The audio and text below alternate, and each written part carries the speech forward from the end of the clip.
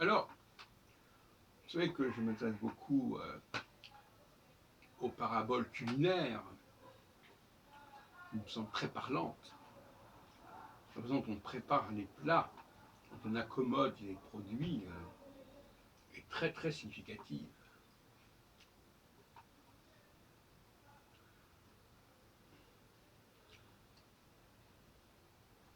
On pourrait parler de la cuisine méditerranéenne, si vous voulez.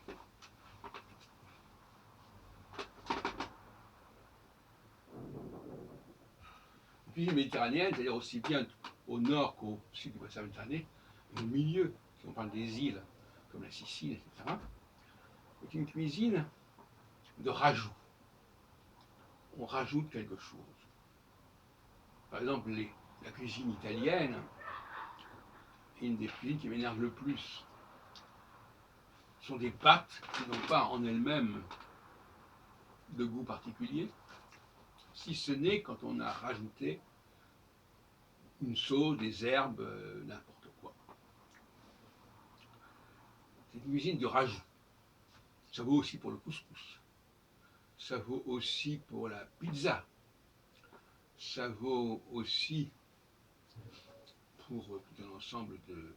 pour la paella, par exemple. Au départ, il y a une base pauvre. Et sur cette base pauvre, pas chère, on accommode avec un peu d'ingrédients. Et il y a toute une philosophie dans cette façon de faire.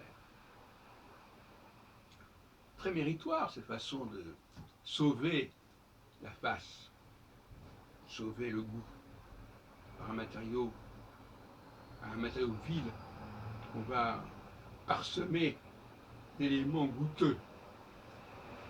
Si goûteux. Mais philosophiquement, il y a une tromperie sur la marchandise. C'est comme quelqu'un qui se parfumerait, par exemple, qui se maquillerait. On est dans l'imposture, quelque part. Sans parler de tout ce qui est des vêtements, du chapeau, etc. L'imposture est partout, dans l'habillement, dans la mode, dans nos cuisines, même dans le langage. Quelqu'un qui parle une langue qui n'est pas la sienne, c'est aussi une forme d'imposture. Voire même qui vit dans un pays qui n'est pas le sien. Et qui va employer des mots qui sont d'un autre pays que le sien. Donc, certainement, on peut parler d'ingéniosité, certain. La cuisinière qui a préparé comme ça, à partir de choses relativement bon marché, quelque chose qui plaît au palais. On peut être fier d'elle d'une certaine manière. Mais pour d'autres pays, je pense notamment à la question de la viande. Pour certains pays, la viande est l'élément essentiel. Et le matériel et de consistance. Et pour d'autres pays, la viande, c'est un petit truc de plus, couscous merguez, couscous machin. Donc il y a une sorte de renversement des priorités, n'est-ce pas? Ou bien le produit noble est central, et même se suffit à lui-même, quitte à ce qu'on l'accompagne de quelques garnitures.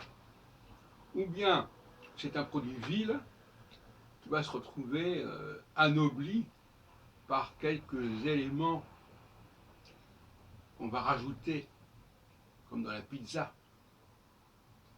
comme dans le couscous, comme dans la paella, on rajoute quelques éléments, qui pas qui font illusion, mais qui donnent un certain cachet au produit.